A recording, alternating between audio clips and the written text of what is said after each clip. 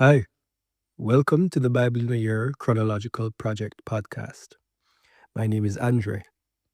We will continue to read from the New American Standard Bible.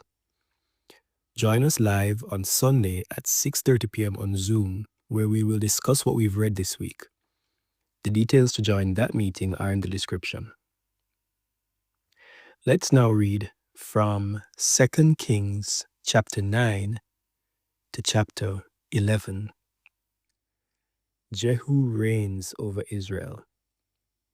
Now Elisha the prophet summoned one of the sons of the prophets and said to him, "Get ready and take this flask of oil in your hand and go to Ramoth Gilead. When you arrive there, then look there for Jehu, the son of Jehoshaphat, the son of Nimshi, and go in and have him get up from among his brothers and bring him to an inner room. Then take the flask of oil and pour it on his head and say, 'This is what the Lord says. I have anointed you king over Israel. Then open the door and flee, and do not wait.' So the young man, the servant of the prophet, went to Ramoth Gilead. When he arrived, behold, the commanders of the army were sitting. And he said, 'I have a word for you, commander.' And Jehu said, 'For which one of us?' And he said, 'For you, commander.' He then got up and went into the house, and the prophet's servant poured the oil on his head and said to him, 'This is what the Lord, the God of Israel, says. I have anointed you king over the people of the Lord, over Israel. And you shall strike the house of Ahab your master, so that I may avenge the blood of my servants the prophets, and the blood of all the servants of the Lord at the hand of Jezebel. For the entire house of Ahab shall perish, and I will eliminate from Ahab every male person, both slave and free, in Israel. I will make the house of Ahab like the house of Jeroboam the son of Nebat, and like the house of Baasha the son of Ahijah. The dogs will eat Jezebel in the territory of Jezreel, and no one will bury her.' Then he opened the door and fled. Now Jehu went out to the servants of his master, and one said to him, 'Is everything well? Why did this crazy fellow come to you?' And he said to them, 'You know very well the man and his talk.' And they said, 'It is a lie. Tell us now.' And he said, 'Such and such he said to me, saying, This is what the Lord says. I have anointed you king over Israel.' Then they hurried, and each man took his garment and put it under him on the bare steps and blew the trumpet, saying, 'Jehu is king.' Jehu assassinates Jehoram. So Jehu, the son of Jehoshaphat, the son of Nimshi, conspired against Joram. Now Joram with all Israel was defending Ramoth Gilead against Hazael, king of Aram. But King Joram had returned to Jezreel to have himself healed of the wounds which the Arameans had inflicted on him when he fought Hazael, king of Aram. So Jehu said to the other men, 'If this is your intent, then let no one escape from the city to go tell about it in Jezreel.'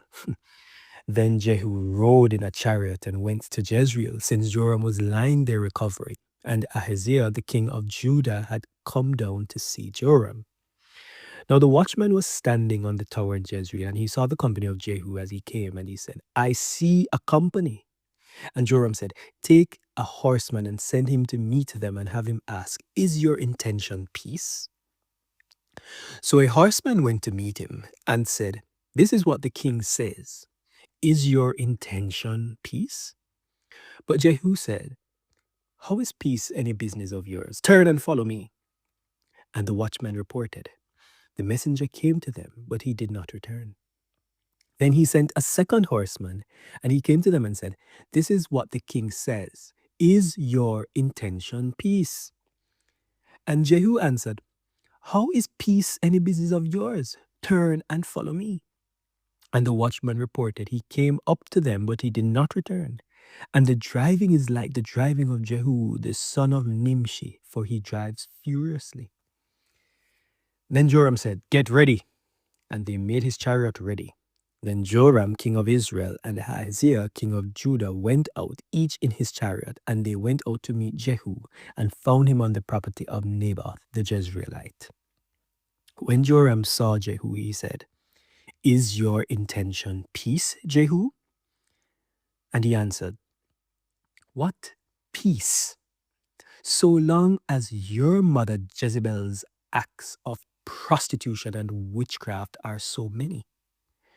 So Joram turned back and fled, and he said to Ahaziah, "There is treachery, Ahaziah." Then Jehu drew his bow with his full strength and shot Joram between his arms. And the arrow went through his heart, and he sank in his chariot. And Jehu said to Bidkari's officer, "Pick him up and throw him on the property of the field of Naboth the Jezreelite. For remember, when you and I were riding together after his father Ahab, that the Lord brought this pronouncement against him. I have certainly seen yesterday the blood of Naboth and the blood of his sons, declares the Lord, and I will repay you on this property, declares the Lord. Now then, pick him up and throw him on the property in accordance with the word of the Lord." Jehu assassinates Ahaziah. When Ahaziah, the king of Judah, saw this, he fled by way of the garden house, but Jehu pursued him and said, "Shoot him too in the chariot." So they shot him at the ascent of Gur, which is at Ibleam. But he fled to Megiddo and died there. Then his servants carried him in a chariot to Jerusalem and buried him in his grave with his fathers in the city of David. Now in the 11th year of Joram, the son of Ahab, Ahaziah became king over Judah. When Jehu came to Jezreel, Jezebel heard about it, and she put makeup on her eyes and adorned her head and looked down through the window. As Jehu entered the gate, she said, "Is your intention peace, Zimri, his master's murderer?" Then he raised his face toward the window and said, "Who is with me? Who?" And 2 or 3 officials looked down at him. "Jezebel is killed." Then he said, "Throw her down." So they threw her down, and some of her blood spattered on the wall and on the horses, and he trampled her underfoot. When he came in, he ate and drank, and he said, "See now to this cursed woman and bury her, for she is a king's daughter." So they went to bury her, but they found nothing of her except the skull, the feet, and the palms of her hands. Therefore they returned and informed him, and he said, "This is the word of the Lord which he spoke to his servant Elijah the Tishbite, saying, On the property of Jezreel the dogs shall eat the flesh of Jezebel, and the corpse of Jezebel will be like dung on the face of the field in the property of Jezreel. So they cannot say, This is Jezebel." Judgment upon Ahab's house. Now Ahab had 70 sons in Samaria, and Jehu wrote letters and sent them to Samaria to the officials of Jezreel, the elders, and to the guardians of the children of Ahab, saying, "And now when this letter comes to you, since your master's sons are with you, as well as the chariots and horses and a fortified city and the weapons, select the best and the most capable of your master's sons, and seat him on his father's throne, and fight for your master's house." But they feared greatly and said, "Behold, the 2 kings did not stand firm before him. How then can we stand?"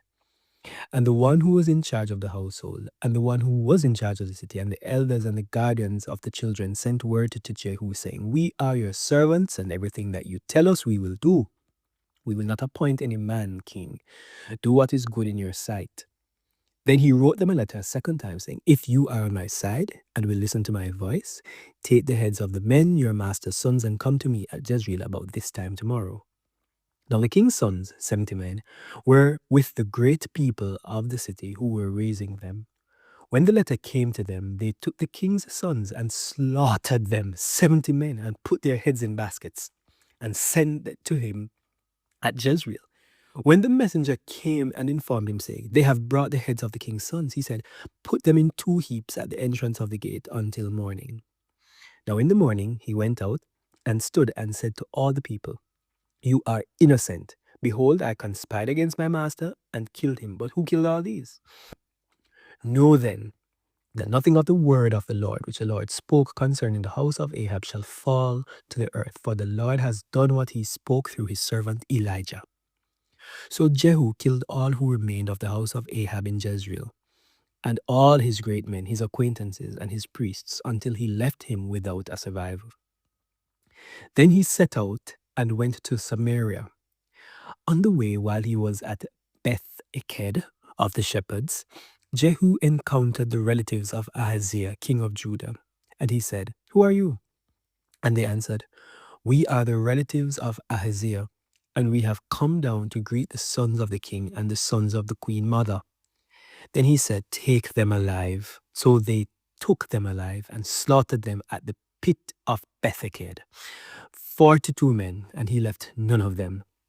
Now when he had gone from there, he encountered Jehonadab, son of Rechab, coming to meet him, and he greeted him and said to him, "Is your heart right, just as my heart is with your heart?" And Jehonadab answered, "It is." Jehu said, "If it is, give me your hand." And he gave him his hand, and he pulled him up into the chariot. Then he said, "Come with me and see my zeal for the Lord." So he had him ride in his chariot. When he came to Samaria, he killed all who remained to Ahab in Samaria until he had eliminated them in accordance with the word of the Lord which he spoke to Elijah. Jehu destroys Baal worshippers. Then Jehu gathered all the people and said to them, "Ahab served Baal a little. Jehu will serve him much. Now summon to me all the prophets of Baal, all his worshippers and all his priests. Let no one go missing, because I have a great sacrifice for Baal. Whoever is missing shall not live." But Jehu did it in deception, in order to eliminate the worshippers of Baal. And Jehu said, "Proclaim a holy assembly for Baal." And they proclaimed it. Then Jehu sent word throughout Israel, and all the worshippers of Baal came, so that there was not a person left who did not come. And when they entered the house of Baal was filled from one end to the other. And he said to the one who was in charge of the wardrobe, "Bring out garments for all the worshippers of Baal." So he brought out the garments for them. Then Jehu entered the house of Baal with Jehonadab, son of Rechab. And he said to the worshippers of Baal, "Search carefully and see to it that there is here with you none of the servants of the Lord, but only worshippers of Baal." Then they entered to offer sacrifices and burnt offerings. Now Jehu had stationed for himself 80 men outside, and he had said, "The one who allows any of the men whom I bring into your hands to escape shall give up his life in exchange." Then it came about, as soon as he had finished offering the burnt offering, that Jehu said to the guard and to the royal officers, "Go in, kill them, let none come out." So they killed them with the edge of the sword, and the guard and the royal officers threw them out and went to the sanctuary of the house of Baal. They brought out the memorial stones of the house of Baal and burned them. They also tore down the memorial stone of Baal and tore down the house of Baal and made it a latrine, as it is to this day. So Jehu eradicated Baal from Israel. However, as for the sins of Jeroboam the son of Nebat, into which he misled Israel, from these Jehu did not desist, including the golden calves that were at Bethel and at Dan.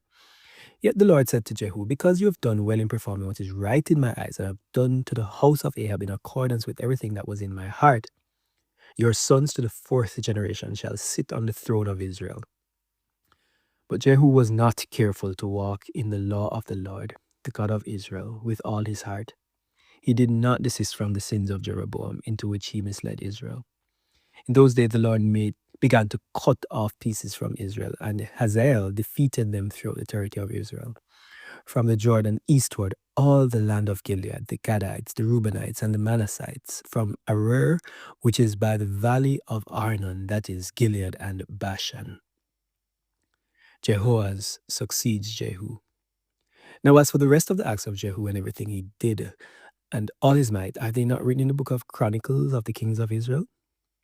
And Jehu lay down with his fathers, and they buried him in Samaria, and his son Jehoaz became king in his place. So the time which Jehu reigned over Israel in Samaria was 28 years. Athaliah, queen of Judah. When Athaliah, the mother of Ahaziah, saw that her son was dead, she arose and eliminated all the royal children. But Jehosheba, the daughter of King Joram, sister of Ahaziah, took Joash, the son of Ahaziah, and abducted him from among the king's sons who were being put to death, and put him in his nurse in the bedroom. So they hid him from Athaliah, and he was not put to death. So he was kept hidden with her in the house of the Lord for 6 years while Athaliah was reigning over the land. Now in the 7th year, Jehoiada sent orders and brought the captains of hundreds of the Kerites and of the guards, and brought them to himself at the house of the Lord. Then he made a covenant with them and put them on the oath at the house of the Lord, and showed them the king's son. And he commanded them, saying, "This is the thing that you shall do. A third of you who come in on the Sabbath and keep watch over the king's house. A third also shall be at the gate, sir, and a third at the gate behind the guards, shall keep watch over the house for defense. And 2 parts of you, all who go out on the Sabbath, shall also keep watch over the house of the Lord for the king. Then you shall surround the king, each with his weapons in hand, and whoever comes within the ranks shall be put to death. And you are to be with the king when he goes out and when he comes in." So the captains of hundreds acted in accordance with everything that Jehoiada the priest commanded. And each one of them took his men who were to come in on the Sabbath, along with those who were to go out on the Sabbath. And they came to Jehoiada the priest. Then the priest gave the captains of the hundreds the spears and shields that had been King David's, which were in the house of the Lord. The guards stood each with his weapons in his hand, from the right side of the house to the left side of the house by the altar, and by the house around the king. Then he brought the king's son out and put the crown on him and gave him the testimony. And they made him king and anointed him. And they clapped their hands and said, "Long live the king." When Athaliah heard the noise of the guards and of the people, she came to the people at the house of the Lord. And she looked, and behold, the king was standing by the pillar according to the custom, with the captains and the trumpeters beside the king. And all of the people of the land were joyful and were blowing trumpets. Then Athaliah tore her clothes and cried out, "Conspiracy! Conspiracy!" And Jehoiada the priest commanded the captains of hundreds who were appointed over the army, and said to them, "Bring her out between the ranks, and whoever follows her, put to death with the sword." For the priest said, "She is not to be put to death at the house of the Lord." So they seized her, and when they brought her to the horses' entrance of the king's house, she was put to death there. Then Jehoiada made a covenant between the Lord, the king, and the people, that they would be the Lord's people, and between the king and the people. And all the people of the land came to the house of Baal and tore it down. They thoroughly smashed his altars and his images in pieces. And they killed Matan, the priest of Baal, before the altars. Then the priest appointed sentries over the house of the Lord, and he took the captains of hundreds, and the Kerites, and the guards, and all the people of the land. And they brought the king down from the house of the Lord, and came by way of the gate of the guards to the king's house. And he sat on the throne of the kings. So all the people of the land rejoiced, and the city was peaceful, for they had put Athaliah to death with the sword at the king's house. Jehoash was 7 years old when he became king. Here ends the reading for today. Let me take the opportunity also to mention that we will be starting another Bible reading. So if you didn't start in January with us, or you started and you fell off and you would like to start over, next week, July 7, we will start the Bible from the beginning again. So we will have this podcast running in chronological order, and we'll have that one running from July this year to July next year in the order of the Tanakh, which is a Hebrew ordering of the Old Testament books, and then the New Testament will be in its regular order.